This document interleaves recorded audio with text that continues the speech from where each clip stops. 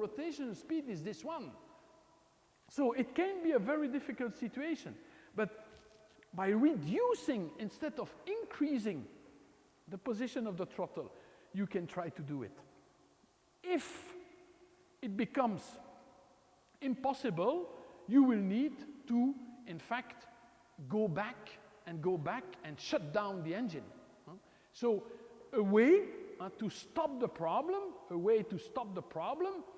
in,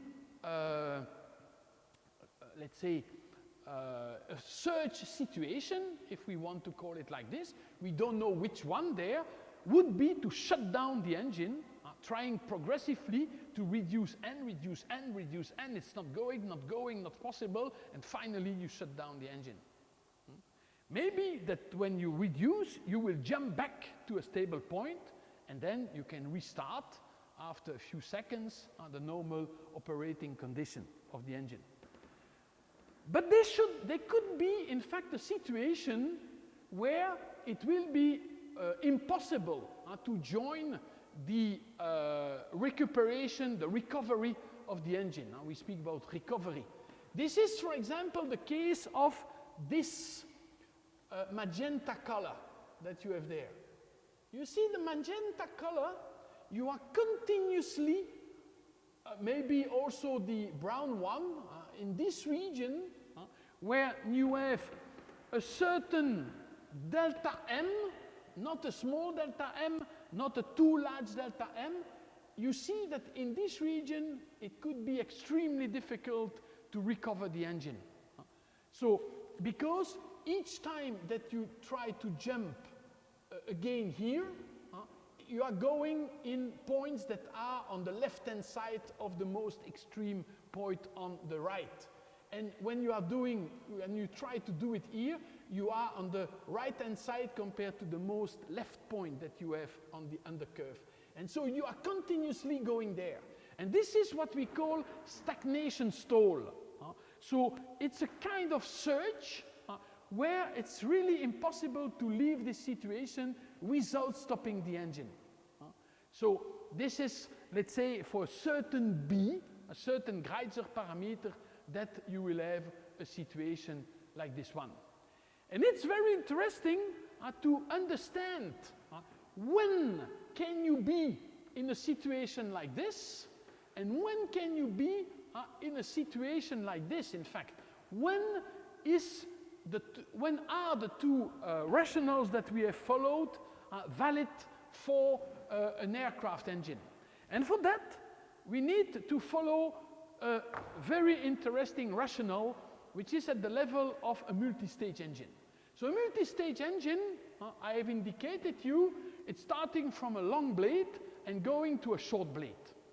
So a multi-stage engine, if I represent different parameters in function of entrance of the first rotor and exit of the last stator, so this is, let's say, the axial direction, if you want, the axial direction. What are the parameters? So there are two parameters that have been selected. So I'm representing an horizontal line as a reference. The first one that has been selected by the manufacturer, this is a certain evolution of rho at a certain design speed or nominal speed. I don't know how you want to call it, okay? So the designer has made his system to have a certain evolution of rho at this design speed. And the second thing that he did was, sorry, it's an horizontal line. The second thing that he did, he decided that the axial velocity is this one at this rotational speed at a certain design mass flow rate. So he is considering a conceptual point of his compressor, the complete compressor, from one point of view, in the compressor map.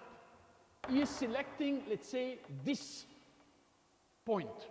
So at a certain n and at a certain m dot. You see that this point, I'm not selecting this point at 100% of the rotational speed. This is one point. I don't know, I don't want to explain now what is this point. This is the highest isentropic efficiency. I don't care. This is not the objective of the discussion. And this is the design rule that EAS considered. So in this point, EAS, a flat evolution of the axial speed for this rotational speed and this mass flow rate, and this is the evolution of rho, okay? And this is corresponding also to a certain critical V axial.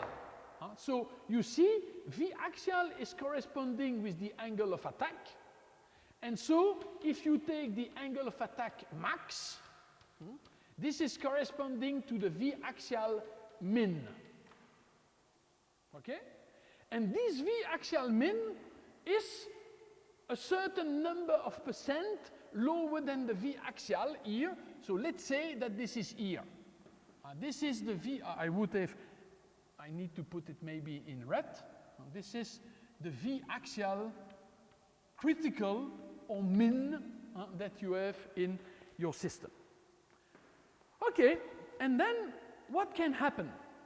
You can rotate at another rotational speed, higher or lower than nd, and at each of these rotational speeds lower or higher than nd, you can have m dot that is higher or lower than m dot design. So there are, let's say, 4 cases to be considered, higher than nd at m, or 6 cases if you want. Higher than nd, m dot d, higher than nd, m dot d smaller, higher than nd, m dot d larger, lower than nd, m dot d, lower than md, lower m dot d, or lower than and higher m dot d. There are 6 cases to be considered. Let's say, let's take a lower md. Let's say a lower speed. So let's take n lower, let's call it nl, n low, lower than nd. What's happening? Of course, if you are rotating slower than, I'm exaggerating maybe, than the rotational speed, at n low, you will have rho that will change less fast, that will increase less fast, okay? If you are at m dot design, if you are at m dot design, n lower than nd, you need to compensate the lower value of rho by increasing the axial velocity. Because m dot is fixed by the exhaust nozzle, for example. So if you are at m dot design in these conditions, you will have, in fact, the V axial that will rise like this. And so you have here the V axial at NL with m dot design. Okay? You see that if m dot is increasing, you will have a curve that is here that I will not draw because there are already enough curves. And the problem will come when you have m dot lower than m dot design, that I will call m dot low, lower than m dot design. And you will have then a curve that is going to be with something like this. So you will have the curve of this one, this curve. This is V axial at NL and m dot L. You see that there is no problem, because everywhere you are over this value, except if you take m dot LL that is much lower than m dot D.